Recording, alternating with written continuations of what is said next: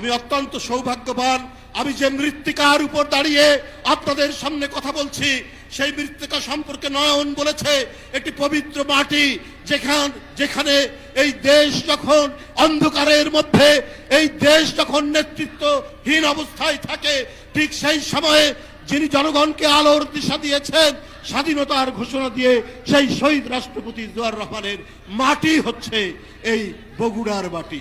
বন্ধুরা আমার, তারই সুযোগ্য পুত্র, জ্যেষ্ঠ পুত্র, যখন শেখ হাসিনা নির্বাচন করেছেন, 7ই জানুয়ারির নির্বাচন, মানুষের মনে হতাশা, আর কি করা যাবে, আর কোথায় দাঁড়ানো যাবে, ঠিক ওই রকম লন্ডন থেকে যিনি বারবার ডিজিটাল প্রযুক্তির মাধ্যমে গ্রামগঞ্জ থেকে শহরে গোটা জাতিকে ঐক্যবদ্ধ করেছেন, বলেছেন শেখ হাসিনা গণতন্ত্র ধ্বংসকারী, শেখ হাসিনা বাংলাদেশের মানুষের শত্রু, গণতান্ত্রিক প্রতিষ্ঠান ধ্বংসকারী, তার বিরুদ্ধে রুখে দাঁড়ান।